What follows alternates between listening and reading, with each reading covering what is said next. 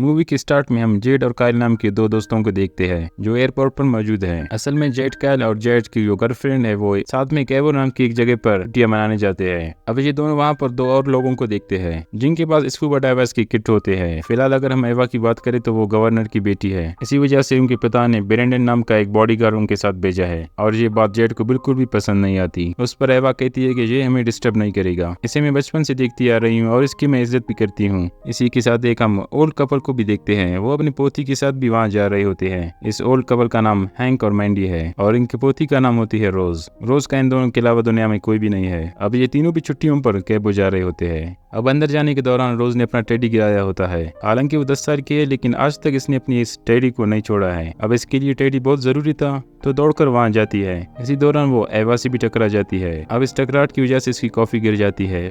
एवा उसे पहले तो डांटती है, फिर उसके बाद उसको दया आ जाती है और वापस जाकर उसका टेडी भी उसे देती है। इसे देने के साथ साथ वो रोज से सॉरी भी बोलती है। यहाँ पर हैंक भी एवा से मिलता है। फिर एवा ब्रेंडन को अकेला देखकर उसके पास जाता है। हैंक एवा से कहता है कि अगर तुम्हारे दोस्तों को पसंद नहीं कि मैं आ जाऊँ तो मैं अभी वापस चला जाता हूँ। एवा उसे कहती है कि नहीं जाओ और कहती है कि आज मुझे कुछ अजीब लग रहा है, इसीलिए तुम इधर ठहरो। यहाँ पर हमें ये पता चलता है कि हैंक एवा की माँ को अपना बहन समझता था। उसकी माँ की मौत डूबने की वजह से हुई थी लेकिन हैंक उसके साथ वहाँ पर नहीं था। इस बात का हैंक को अभी तक अफसोस है। फिलहाल ये सारे लोग प्लेन में एक एक करके सवार होते हैं, जहाँ पर हम फ्लाइट अटेंडेंट डेनिलियो को भी देखते हैं जो काफी अच्छी तरीके से लोगों को उनकी सीट्स दिखाता है। हम फिलहाल के लिए ये देखते हैं कि इस फ्लाइट में बहुत ही कम लोग आए हैं। अब ये सुबह की फ्लाइट है, इसी वजह से इसमें कम लोग हैं। इसके बाद जो फ्लाइट्स होते हैं इसमें ज्यादा भीड़ होती है। फिर होता है इन सभी का सफर शुरू। अब अचानक से चिड़िया प्लेन के एक इंजन में टकरा जाती है। उसकी वजह से प्लेन के एक इंजन में आग लगती है और डिसबैलेंस होने की वजह से प्लेन का एक हिस्सा टूट जाता है और वहाँ पर एक होल क्रिएट होता है। अब प्रेशर डिफरेंस की वजह से लोग अपने आप को बचाने की कोशिश करते हैं।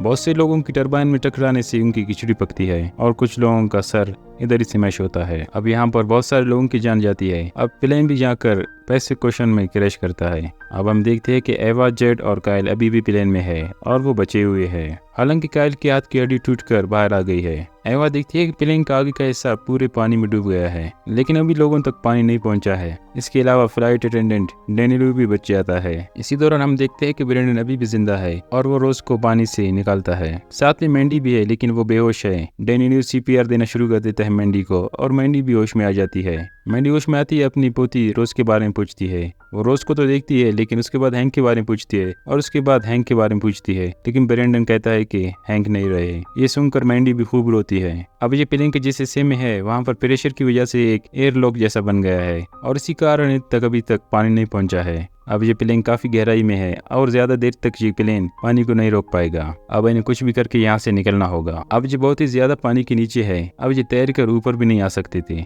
डेनिलियो ब्रेंडन से कहता है कि क्रैश के दौरान पायलट ने टावर को बता दिया था शायद कोई मदद आ जाए। वहाँ पर कुछ ऑक्सीजन सिलेंडर्स भी होते हैं लेकिन वो पानी के दूसरे साइड पर होते हैं। अब ब्रेंडन उन ऑक्सीजन सिलेंडर्स को लाने के लिए तैयार होता है और मैंडी कहती है अगर हैंक की टोपी को देखी तो टोपी को लाना जरूर। ब्रेंडन वहाँ जाता है तो उसे ऑक्सीजन सिलेंडर्स तो नहीं मिलता लेकिन वहाँ से एक शार्क आकर उस पर हमला कर देता है। जैसे तैसे करके वो वापस आ जाता है काफी ज्यादा घायल हालत में, लेकिन वो हैंक की टोपी ले आता है और वो एवा से कहता है कि अब मैं तुम्हारा ख्याल नहीं रख पाऊंगा, तुम्हें अब खुद ही अपना ख्याल रखना होगा। ब्रेंडन ये कह रहा होता है तो उसी दौरान शार्क से नीचे खींचता है। ब्रेंडन को इस तरह देखकर इन लोगों की काफी हालत खराब होती है। सभी डर के मारे जल्दी से कंपार्टमेंट के अंदर आते हैं, यानी कि अब इनके सामने एक और मुसीबत थी। ब्रेंडन की मौत से एवा बहुत ही ज्यादा दुखी होती है क्योंकि ब्रेंडन उनके साथ बचपन से था। सीन शिफ्ट होता है एक हेलीकॉप्टर पर जो रेस्क्यू मिशन पर इस प्लेन को ढूंढने के लिए आ रहा है, पर उन्हें यहाँ पर कोई भी सुराग नहीं मिलता कि क्रैश कहाँ पर हुआ है। हेलीकॉप्टर का पायलट कहता है कि हमारे पास सिर्फ आधे घंटे का फ्यूल है, उसके बाद हमें वापस जाना होगा। इधर एवा और बाकी सारे आपस में बातें कर रहे होते हैं कि किसी भी तरीके से ऑक्सीजन सिलेंडर्स को लाना होगा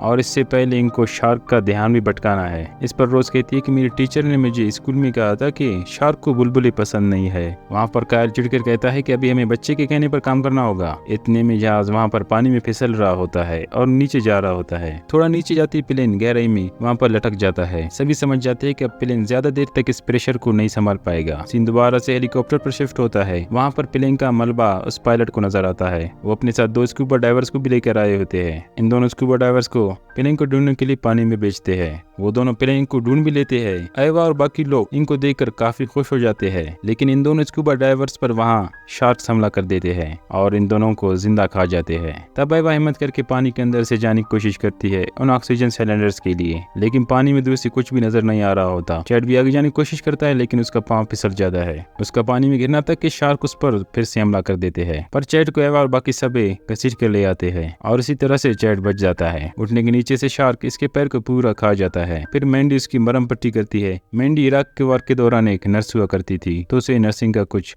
आइडिया है। एवा भी जेट को संभालती है। यहाँ पर रोज ये सब देखकर काफी ज्यादा परेशान होती है और डर जाती है। यहाँ पर कायल को याद आता है कि वहाँ पर मैंने एयरपोर्ट में 2 लोगों को देखा था, उनके पास स्कूबा डाइवर्स के सूट्स थे। ये सुनकर डैनियल कहता है कि मुझे पता है कि यहाँ पर सामान रखते हैं। एक फिलर लेकर एवा वहाँ जाती है और वहाँ पर चारों तरफ पानी पानी होती है। हेलीकॉप्टर का पायलट स्कूबा डाइवर्स के लिए बहुत ही ज्यादा वेट करता है, लेकिन हेलीकॉप्टर का फ्यूल कम है, तो पायलट वापस जाने का इरादा करता है और वहाँ से चला जाता है। दूसरी सीन में हम देखते हैं कि एवा को वो हरा रंग का बैग बड़ी मुश्किल से पानी के अंदर मिल जाती है, जिसे वो किसी तरीके से ऊपर ले आती है। इस हरे बैग को खोलते हैं तो उन्हें 4 स्कूबा डाइवर्स के सूट और कुछ चश्मे दिखाई देते हैं। अचानक से जहाज में हलचल होती है और ये सारे लोग बाहर देखने लगते हैं। इसी दौरान मैंडी देखती है कि चैड अभी सांस नहीं ले पा रहा। अब मैंडी समझ जाती है कि चैड मर चुका है। वो ये बात सारे लोगों को बताती है। एवा ये सुनकर काफी ज्यादा रोती है और कायल भी देखकर काफी ज्यादा परेशान होता है। अब इसी दौरान प्लेन का आगे का हिस्सा टूटकर और गहराई में जाकर गिर जाता है। अब इससे पानी और ज्यादा बढ़ जाता है। अभी हमें पता है कि ये लोग यहाँ पर अभी ज्यादा देर तक नहीं रुक पाते, अगर रुके तो वहाँ पर डूब जाएंगे।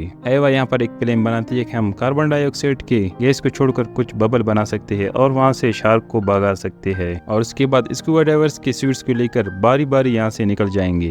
एवा वहाँ पर रोज से कहती है कि तुम मेरे पास रहना। एक सूट और ऑक्सीजन टैंक सिर्फ रोज को देती है कि ये रोज के पास ही रहेगी और दूसरे लोग एक ही टैंक से बारी बारी ऑक्सीजन लेते रहेंगे। कायल को भी यहाँ पर पानी में जाने से डर लगता है। उसे भी एवा हिम्मत देती है कि तुम कर लोगे। यहाँ पर मैंडी एवा से ये वादा लेती है कि अगर मुझे कुछ हुआ तो रोज का ख्याल तुम ही रखना। इसके लिए एवा हाँ कर देती है। सबसे आगे एवा और रोज जाती है जिन पर शार्क हमला कर देता है, पर एवा वहाँ पर उनको बबल से डरा कर दूर कर देता है। यहाँ पर मैंडी ने सूट लेने से इनकार की थी और कही थी कि मैं एक अच्छी तैराक हूँ, मैं ये कर पाऊंगी। वो डैनियल और कायल को आगे जाने के लिए कहती है और खुद वहीं पर रुक जाती है। यानी उसने एक सूट कम होने की वजह से ये सब कुछ की थी और अगली पर वहाँ पर पानी बढ़ जाती है और वो डूबकर मर जाती है। ये चीज डैनियल और कायल भी देखती है। इस घबराहट की वजह से कायल के हाथ से वो बबल मेकर गिर जाती है और वो बुरी तरह घबरा जाता है कि अब क्या करे। अब उसका भी नंबर आ चुका था। शार्क उस पर हमला करके उसे बुरी तरह मारता है। ये चीज भी डैनियल देखता है, पर वो डैनियल क्या कर सकता था। अब एवा को दूसरे ऑक्सीजन सिलेंडर भी मिल जाता है। डैनियल से इशारे में कहता है कि बाकी 2 लोग भी मर चुके हैं। फिर ये तीनों ऑक्सीजन लेने के बाद ऊपर जाने की कोशिश करते हैं। डैनियल रोज को लेकर आगे बढ़ता है। उसी पर एवा का सामना होता है एक शार्क से। उसे देखकर एवा बिल्कुल भी कोई भी मूवमेंट नहीं करती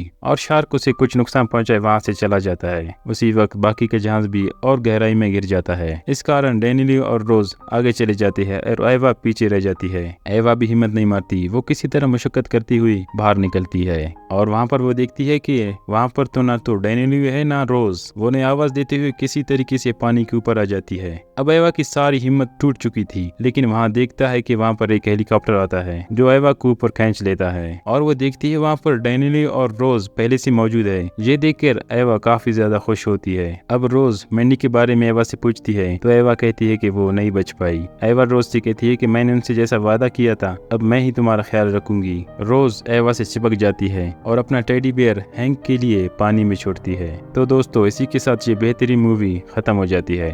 तो दोस्तों ये मूवी आप लोगों की कैसी लगी हमें कमेंट में जरूर बताएं और हमारे चैनल को जरूर सब्सक्राइब करें। Thanks for watching. Bye bye.